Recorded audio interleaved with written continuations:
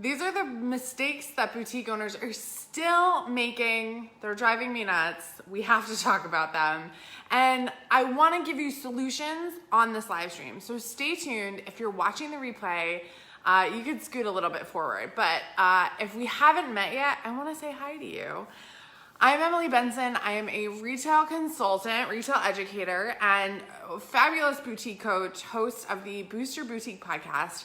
And I want to talk tonight to you about what boutique owners are doing right now that's just kind of hurting them. I'm seeing the same things come up over and over. So if you're joining me live or you're watching the replay, I'd love for you to say hi right down below in the comments. Tell me what your name is. Tell me where you're checking in from. And I would love to know what you're struggling with in your own boutique and maybe what kind of boutique you have. That's kind of a lot, but I want to know more from you because I think that I may have some solutions for you. So I want to make sure that I give you those tips. So, hi you guys. Hi. I can't see any comments. Maybe I need to tune back out and tune. There we go. Hi. Hey, Alexandra. If you're going to be in Vegas next week, I'd love to meet you too. I'm hosting a meetup at WWD Magic at the Encore Hotel on Wednesday night. So I'll drop the link for that and you can sign up for there. I'm hosting a really fab party, so I'd love to see you. I'm also gonna just really quickly share this and then we're gonna get into the topic, but I'm gonna share this in my Facebook group. It's called the Fashion Truck Tribe, and it's for boutique owners like you who just wanna have a community, want to be around high vibe people who are over the drama of other maybe boutique groups or entrepreneur groups, things like that. And you're just like, I want to know more. I want to search archives. I want to find vendors. I want to find trucks for sale. We have all of that going on. So let's talk. Can I share it? We'll see. Okay, so hi you guys. You're going to Atlanta. Awesome. That's exciting. Hey, Erica from Oklahoma. Hi, Eva. Good to see you. Hey, Kayla from Utah. I bet you're freezing, Sadie, in Chicago. It's cold everywhere, I think, right now. Hey, Alexandra. Hey, Stacy. Yeah, it's cold everywhere, you guys. Hi. Great opportunity to sell some of your winter stuff on sale if it is really cold where you are. Definitely, I would jump on a Facebook Live and try to sell some of your winter stuff. If you have it left over, sell it on sale. Get rid of it. So if you're not in the Fashion Truck Tribe, I want to encourage you to join. Wow, we have so many people joining me here. Wow, hi, 40 people. Wow, hi. Hopefully we've met. If we haven't, that's cool. I want to get to know you. Hi, Lisa. I struggle with finding, you struggle with finding customers and feel like you have to mark things down. Okay, guess what, you guys? I'm going to talk about that right now. Struggling with traffic to my brick and mortar, Yvonne. Hi. Watching from West Virginia. Struggling getting sales. I feel like I'm not finding my customer. Okay, awesome, Sadie. Yeah. So if you are in a community, like Sadie said, where everyone's at home right now, guess how many women are looking to shop online? I used to have some of my best auction nights when I had my boutique when it was cold, when it was a snowstorm. When I was in Massachusetts, it was like one of the snowiest winters when I had my brick and mortar and I started selling more via Facebook. And I would do auctions on Wednesday nights and I would take items that hadn't really sold or I had one left or something like that. And I would sell them on my Facebook page during a 7 to 8 hour block on Wednesday night. And it was basically before Comment Sold, before LuLaRoe. This was like literally 2014, 15, way before any of that. And I would sell it on my Facebook page. I would say, just comment below and I think I sent them, I used something called SoldSee. I would send them an invoice.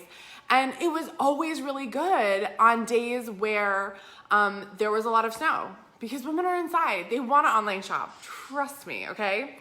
So I want to talk to you more about how to get more customers because I think we're going to find this here in the 3 mistakes that boutique owners are making. These are the 3 things I'm seeing so many women make because it's just a problem, okay? And I think that a lot of it is people who are new, and honestly, even people that have been in business a couple years are coming to me saying, I'm having trouble selling. I don't know what to do. And honestly, one of my first things is like, you've got to shift your energy around what you're selling. You have to be excited about it. And what I find is that so many women, and this is my first mistake, so many women are buying things that they think will sell. Does that make sense? Oh, I think it's gonna sell because someone else is selling it. This very successful boutique is selling it, so I'm gonna sell it. Or they're like, well, this girl that works with me or one of my favorite customers, they really like that kind of stuff, so I'm gonna buy what they like. Okay, that's the first mistake you're making. And I'm finding that when people are saying, I'm having trouble selling, and we actually dig down to what the problem is, there's a massive disconnect with what you're selling and what you as the boutique owner love, okay? If those two things don't match, you're out of alignment. You are not gonna sell anything. You're gonna have so much trouble. I will tell you, the things that I'm excited about selling, I only now sell things that I'm like super psyched about selling, that I know are amazing, that I know work, that I know are high quality, that I put all my energy into, that I'm excited about, and that my people, you guys, need help with. Like that you're like, you know, if I say, hey, like, do you want to get more followers? I guarantee you I could like, you know, here's one of my solutions to get more followers is to have energy behind products that you absolutely love so much, like you would wear them. Okay. So I hear people saying they're guilty of this. Totally understand, because here's the thing is that a lot of times we don't have the confidence in ourselves or in our buying ability or what we're doing to put ourselves out there to buy that stuff that we know is going to sell. Sometimes that confidence comes over time. What I find is that most likely, like when women get into their first, second, third year of selling, then they're like, no. Like, I know what sells. I'm so confident. I only buy what I love. And that's really where, like, I would rather, honestly, my best advice for you is that if you, what just popped in my head is like, if you don't have anything nice to say, don't say it at all. Okay, same thing goes for clothes. If you don't have anything excited that you're excited about selling, don't sell anything at all, okay? If you go on Fashion Go or you go to market and you're at a vendor and you're like, I don't like anything in here, don't buy anything, okay? Even if they say, oh, well, this is selling really well, or you're in best of the best on Fashion Go, and you're like, well, these are really trending. If you don't absolutely love it, it's not gonna work for your customer, okay? That's my first tip. Second mistake that so many boutique owners are making is they still think that more followers equals more sales, okay? That's not true. Everyone wants more followers, more likes, more Instagram thing, whatever, because they think it's gonna equal more sales. Honestly, you guys, it's not, okay? There's a certain point where you have to understand that if you have people buying, the best place to go back and get more sales is those people buying, is to, like, again, like the Girl Scouts say, make new friends, keep the old. One's silver, the other's gold. Those old customers, those people that are like the first customers you had, like your diehards that are like so pumped every time you come out with new stuff, they're the people you need to double down on, okay? You need to learn more about them. You need to learn how to speak their language. You really need to understand that those people, honestly, are mostly like you, okay? And that's the thing. I think that when you get caught up in the idea that more followers equals more sales, you think that there's something missing. You think that there's something wrong with your, why don't I have that many likes? I will tell you, I ran a 6-figure boutique before Facebook was really a thing, before Instagram was really a thing. It was still just kind of for fun, okay? But I loved my product. I talked about it all the time. I was out in public with it all the time. I was telling people about it. I was saying, hey, tell your friends. I was sending emails. I was getting free press. I got tons of free press. I was in InStyle. I was in Forbes. I was in the Boston Herald. I had the third page in the Boston Herald. That's how people started to find out about me. And if you listen to today's podcast, we give you so many tips and tricks on how to get more exposure, okay? Because I believe it's not necessarily about getting more followers. It's about telling more people what you do and being more excited about it. The more people will come. They're gonna be attracted to your energy. They're gonna be attracted to your message. They're gonna be attracted to your clothes. That's the bottom line, okay? And so when you start thinking about that and start honing in on who are you talking to? What do I want to say to them? What do they need me for? You know, a lot of women are coming to you because they trust your style, or your body shape is like theirs and they love the way you dress, so they want tips and tricks, right? Have you noticed this? Give me some hearts if you've noticed that people who are buying from you or shopping with you just love your style. They're like, I love what you're wearing. I want to dress like that. I don't know how to do it, so I'm coming to you, boutique owner, right? You must know that by now, as a boutique owner, like, you're your head stylist, you're your number one influencer, you are the person who is driving all of this attraction to your boutique, right? Like, oh my gosh. Okay, wait, you guys are commenting. I received a ton for 24 hours. I have a ton of orders. Yeah, do sales. 80% of your sales are from 20, yes. 80% of your sales are from 20% of your people. The other 80% of your people are most likely like, I know there's 60 people on here. I guarantee you there's, I don't know, 50 people who I don't really know who you are. You're just watching because you're like, who is this girl? I saw her on YouTube. I don't know what's going on. If this is your first time watching me, I would love for you to just say hi in the comments below, because I want to know you. I want to know what you need help from me with. And this is something that if you're struggling to figure out how to help your customers more, ask them. Say, what do you guys want? Are you struggling dressing cute in the cold? Are you going on vacation? Are you going on a cruise? My best friend has been planning her cruise outfits for 3 weeks and sending us messages and sending us mirror selfies of her in dresses. And because she knows she wants my help, right? And there are women out there like my best friend, who's one of the most stylish people I've ever met, that still want advice, that still want opinions, and maybe they don't have best friends who are stylish. You get to be their best friend. You get to help them dress, and then you get to sell them the clothes, okay? This is what it's all about. It's not about listen, I follow a ton of Facebook accounts that have like 100,000 followers, 80,000 followers, and there is no engagement on their page. No one's talking to them. No one's liking their posts. And I'm like, what's the point of having all of these likes when literally no one's engaging with your content? It's not worth it. You're not selling anything to them. You don't have the opportunity to actually engage. Like, I want to have a conversation with you guys. That's why I come on here. That's why we post every day. That's why, like, I do podcasts. I want it to be a conversation. So how can you take what you're doing in your boutique and start to make it a conversation? And instead of focusing on followers, focus on the conversation. What is that you need to have with your people? Okay. And even if it's literally one person, I started doing Facebook Lives and I would text my best friends. I would say, I'm doing lives. Will you just join? If it's just that at first, awesome.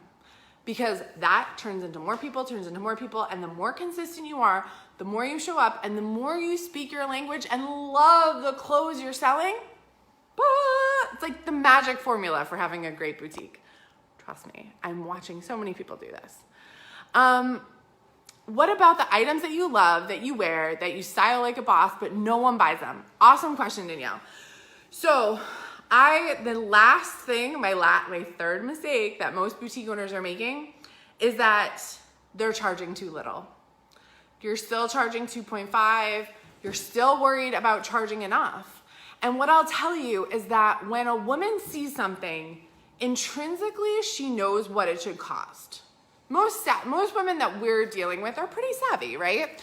So if they see something in your store that seems too inexpensive, they're not going to buy it because they think something's wrong with it, or they think that it's not good quality, or they think something's wrong with it.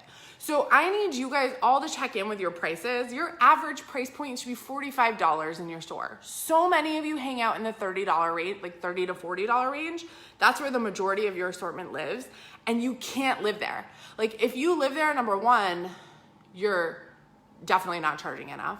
And number two, you're missing this huge opportunity to sell at that $40 to $50 range. That's where you should live. That's where you should be. So Danielle, I would challenge you to look at your prices and see if they're in line with where they really should be. It's really about price-value relationship, okay? I know that, I don't even know how to describe this. Like, I know this notebook. This notebook, I got at Home Goods. Probably it was like $7.99 or something. Maybe probably $12.99, $9.99. See, I'm already telling you, I know about what price it should be because I'm like, well, it's kind of thick, it's nice, it's cute, you know, it's like lined pages. I already have in my head about what it should be. So when I see it, and let's say this was $3.99, I'd be like, oh, like, is there gum in it? Like, is it a sale item? That's weird. And if it was like $30.99, I'd be like, whoa, this is made of gold. Like, this is a golden notebook, okay? You've got to realize that there's always a price range that people are coming at your store already kind of sensing that your prices are going to be at. So that would be my question for you is where are your prices hitting? Where are you really pricing? Okay. Struggling online sales. So if you're struggling for online sales, check in with your social media. The way that you get traffic to your website is through social media. If you're not consistent and you're not like building a social media like presence, you won't drive traffic to your website. Barbara asked if weekly live sales are best. Your group is way bigger. Does your group convert? So I'm a big fan of pages. Groups to me, unless you've nurtured them and you have really great people in them, groups don't help you grow necessarily. So for you, if your group is good, I would do things in your group. I would also try to grow your page. That is going to help you eventually be able to advertise, to run retargeting ads, things like that. So if we're talking about like building a boutique that can scale, I have to talk about pages. It's just, that's how you scale a business is through a page. So yeah, I would do weekly live sales, Barbara, if that feels really good for you. Lori says, I'm still trying to, I'm sorry, there's something wrong with Facebook where I can't see the whole comment. So you're a newbie, you live in the Southwest, but you're a pop culture dresser. Awesome. I am going to be at Magic next week. So if you see me, say hi. I'm going to be walking around Tuesday and Wednesday, and then I'm having a party on Wednesday night. You're all invited if you're coming to Magic. On Wednesday night, February 6th from 7 to 9, I'm having just a casual meetup, casual party at the Encore Hotel. I got a massive suite. You're invited. I'll drop the link. We're doing it guest list only, so you have to be on the guest list so we can send you all the details just because like safety and stuff. So I will drop the link below, but okay. My engagement's stellar. My relationships are amazing. My customers, my sales are great. My numbers, oh, I can't see your comment. I'm sorry. I will come back. If I can't see your whole comment and I'll type. What do you do when all your local competition is hanging out in the $30 range? If your local people are hanging out in a low price range, bless them and know that they will be out of business soon, okay? To be at a $30 range, you have to sell massive amounts of units. And if you live in a very small town, that's not gonna happen. So you need to realize that you have to stick to your guns. I would absolutely, if you have a brick and mortar, start building your online presence as well. And I would also, maybe you want to offer something different. Maybe you want to offer some styling appointments to these women. Maybe you want to offer, like we talk about today, we talk about getting free press. We talk about hosting events in your store. Maybe that's a way to stand out from the competition. I also would honestly challenge you, Gayla, hi. I would challenge you to just not think of them as your competition. You're different, you're unique. Someone asked me if competition was saturated, something was saturated. And I was like, listen, we're all unique. I know that not everyone on here is gonna sell these hot yellow earrings, but I would sell them because they're my style, right? And maybe out of 63 people watching, maybe there's 5 other people that would sell hot yellow earrings. But the rest of my assortment is gonna look really different than yours. And this is why I talk always about going to market, because you do see so much more at market, where a lot of you are saying, well, everyone has what's on Fashion Go. Well, yeah, because Fashion Go is kind of the leftovers. It's like everyone going to the fridge after Thanksgiving and eating the same turkey sandwich. You know what I mean? That's how Fashion Go is. So, hey, Sunday, thanks for sharing, Shelton. Maria, I'm struggling with this. I'm opening a brick and mortar in July. So Maria, if you're opening in July, you should go to an April or May show. Go to Fame or go to Atlanta or go to Dallas. Magic is not going to be right for you right now because Magic will probably be showing like Feb, March, April, May, June, maybe July. They're not going to show fall right now. So don't go to Magic next week. I worry sometimes doing 3X it'll be too much. We all worry it's going to be too much, but I will tell you over and over and over, like 3X, like if you want to have a business that survives, you have to tell yourself that like, that's what the price is. And someone said to me on DM, we were DMing on Instagram, and she was like, I can only charge 2X. Like people won't buy it. People are complaining. And remember, everything that happens to you and comes at you is a mirror for what's going on inside. So because you don't believe you can charge 3X, everyone coming at you also believes it. So when you start to stand really firm, just like the energy around, I love this outfit, it's the same energy. I believe in this pricing.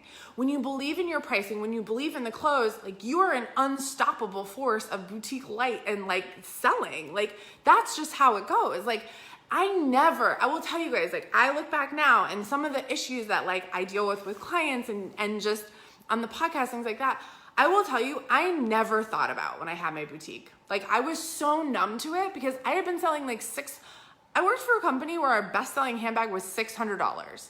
So when I was selling a shirt for like $45, I was like, this is nothing, you know? Like I got used to really selling these high-end products. So you have to realize that there is a difference. Like when you are selling, like really anything under $60, you guys, is not that much. I went to buy a denim jacket at Old Navy the other day because it's the only place that seems to have a jacket that I like. And it was $65. Old Navy. Like Old Navy, who like is the discount brand or the high volume discount brand of Gap. So like you gotta realize that when someone loves something, they will pay it, whether it's at Old Navy, at your store. If you guys had a great denim jacket in my size, I'd be on it, right? So just think about that, okay? You have to stand firm in the belief that what you're selling, the price you're selling it at, and the experience that you're offering your customers is solid, is value-packed, and that it's worth every penny that someone's paying. Because that experience does go into that. And that's why I talk about this 3X. It's like you have to be able to pay yourself. You have to be able with that 3X. And if you haven't listened, episode like 304 to 306 or 7 is all about money and finances on the Boost Your Boutique podcast. That's my podcast. If you didn't know, I have a podcast. I have like 60 episodes now. And there are many of them where I talk about finances and accounting and inventory management and markup and all this stuff so that you can start to get some of that education for free. It's on iTunes, it's on Stitcher for free so that you can start to really build your business, okay? So, okay. I mark up items at least 2.75. What should I be doing? Try to go to 3. That's, who is that? Jennifer, I'd love for you to push it to 3 if you can. I have clients that are going at 5X's, at 10X's. They're getting great prices too. That's the other piece, is when you go in knowing, okay, for silky tops that are wear to work, I'm going to charge between 45 and 55. Then you know when you go to market that you have to buy that shirt for like 15 to 20, right? That's a piece of it. A lot of people go to market, go to Fashion Go, and they just start buying things. And then when it comes in, they're like, what should it be priced? And what I teach in Boutique Basics Bootcamp, my self-study basics course, is that you actually have to go to market with a pricing structure plan. And then you buy to that plan, okay? A lot of people do it opposite. They don't have a plan. So I would go to 3. Katie, I'm still very consistent on Facebook with 26,000 fans and struggle with online sales, getting outside my something. So Katie, I would check in with your engagement.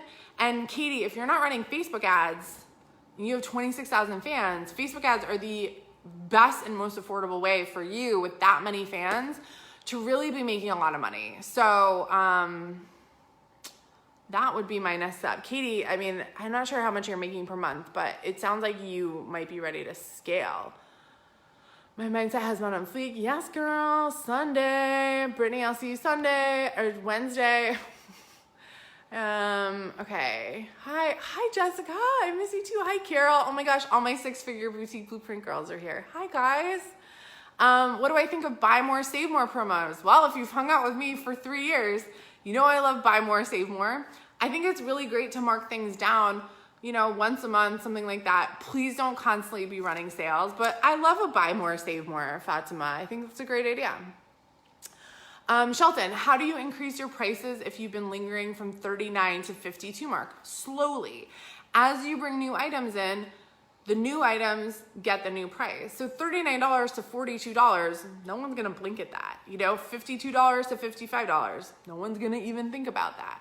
You slowly raise your price as you bring new items in. Do not go and remark everything, okay? You don't have to do that. But as you work into it, it will slowly raise and no one notices. Trust me, no one notices. Yeah, no one's your competition. No one's your competition. Jessica agrees with everything. I'm a first-time market attendant. Will a day and a half be enough time? Asked Dana. Yeah, you gotta scurry. I'm actually going to launch on Friday my How to Shop at Market guide for you guys. I'm gonna do it at a discount. So I'll make sure I post that over here, Dana. But you wanna make sure you go to your favorite vendors first and then go look at new things. So that would be my tip if you only have a day and a half. Hi, Sarah Brooks. So good to see you. Megan, are items less at market if you order? I've been to market once to get an idea. Megan, they're not necessarily less expensive, but they will have a bigger assortment. So when you go to market, generally that's where vendors are getting their orders and then they're placing it with their factory. So if they sell out, it's kind of a game where they need to order enough to place the order with the factory, and then whatever's kind of left over, if there's anything left over from that order, it goes to the Fashion Go, it goes to the LA showroom. So you just get better, when you go to market, you tend to get better styles because the good styles sell out at market and then they never get on Fashion Go. So, okay, my insecurities had me in a pinch. I know I'm working out of, I knew better. Sarah, I'm gonna come back to you, Sarah. I feel like you're doing well though, Sarah. I've been watching. If my boutique is new, is it okay to keep one of everything to wear it and get people to see it? Yeah, it's okay to keep one of everything, or it's okay to just try it on for photos and a live and don't sweat in it and put it back. Don't get BO all over it, obviously, but it's okay to try it on, take pictures, but yay, Jessica, pineapple. Jessica, what is it? The name of your store? It's pineapple something. I'm totally blocking. 3X, do you mean cost of an item plus shipping, then times by 3?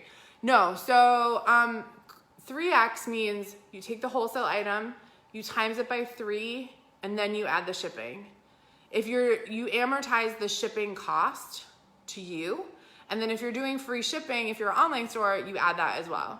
So you have to remember that if you add shipping on before and then times it by 3, it really jacks up the price. So you want to do wholesale times 3 plus shipping plus free shipping if you're doing it. And if you have questions about this, you guys, I have this all in my book. I have this all in Boutique Basics Bootcamp. We go through it in depth. I basically wrote a financial book. Boutique Basics Bootcamp, I think week 4 or 5 is literally Emily's finance book, accounting, inventory management. It's pretty nuts. So hopefully that helps. Okay, Katie, what do I mean by scale?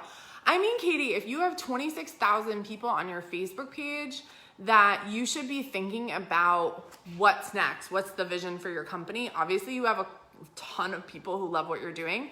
So does that look like you adding a location? Does that look like you adding more online sales and getting a bigger warehouse? I don't know how you operate, but scaling is different than growing. Scaling is taking your vision for your company and executing a bigger vision so that you are growing is really getting to 10, 20, 30K months. Scaling is getting to 80K, 100K, $1 million years. You know what I mean? Did the timer go off? I don't know. And I'm cooking, so. 5 seconds. 5 seconds left, okay. So scaling is a little bit different. So I'm gonna do a podcast about this, but The first stage of your business is to start it, then you grow it, then you scale it. So right now I'm in the scale phase of this business where I'm looking to scale it, hire more people, let it run on its own, take time off, be more present with you guys, host more events, write more books. That's scaling. Yeah, girl, Fatima. Yeah, of course. I lived in New York City. I feel like I heard that name a lot when I lived in New York City. Okay, so if you're looking for my podcast, it's on iTunes. You can always just search my name. It will come up. It's with Emily. So it's Boost Your Boutique with Emily Benson. Boost Your Boutique. Boost Your Boutique. Sorry, I'm getting goofy. Okay, I love this. Thank you, Sunday. Love you. Ashley's been working on her prices. Yes, girl. Sydney says, I just found you on YouTube and now following you. I love you. Thank you. I love my YouTube fans. I love you guys. Hi, Joan. Hi, Andrea. Hi, Dacia. Yeah, so Ashley, yeah, that hoodie's $66. That's okay. Tips for increasing traffic to my website. Don't run Facebook ads unless you're doing conversion ads or you've taken 6-figure boutique blueprint. We do all of that in there. Increasing traffic to your website is increasing your exposure and your personality on social media. The number one driver we know to drive traffic to a website is social media. So what's your social media strategy? How are you doubling down on what works on social? And listen to my Brianna Fleming. Listen to all my podcasts. I have so many podcasts about how to do more on social media, how to drive traffic to your website. I have a bunch of episodes. My conversion sucks. Sydney, what's my favorite wholesale website? I have a list of my favorite vendors in my new market guide. It's hard. I don't know your style. I don't like to give out vendor recommendations. Sorry, that's my weird thing. I never get alerts. Oh, Jennifer, I think you can set it somewhere. Dana says I've been implementing a lot of my advice. It's so appreciated. Yay, good. I'm so glad. I took your advice. Yay. Okay, awesome. But barely any converts on website. So Dacia, if you're getting a lot of traffic and no one's converting, go through your checkout process yourself. Make sure it's easy. Make sure it makes sense. Make sure there's not weird pop-ups. And maybe put a timer. Timers always work. Sense of urgency is huge. Best tips for growing, take 6-figure boutique blueprint. It's coming out again in May. Okay, Stitcher. Okay, you guys, my food's gonna burn. So number one, I'm coming out with a market guide this weekend, probably Friday. I'll post that here. If you are coming to Magic next week, come to my party, okay? I'm gonna post the link here so you can sign up for the guest list. And then listen to the podcast. Oh my God. Listen to the podcast. It is so juicy. There's so much juicy stuff. And if you are interested in seeing me in person, don't forget my Rich Retailer Retreat is in March here in Austin, Texas, March 22nd to the 24th. I'll also post a link for that here, but I would love to spend a couple days with you working on all this stuff, working on going deep, working on feeling good about being confident in what you're doing. So I'd love to see you. My light that I use is on my website under resources. It's a ring light. Also, my skin looks good because I've been getting really good facial treatments. So, okay, I love you guys. Thanks for joining. I hope you stay warm. And I'm thinking of you all. Great time to binge on some business stuff, you guys. Great time. Stuck at home. Binge on your biz. Bye.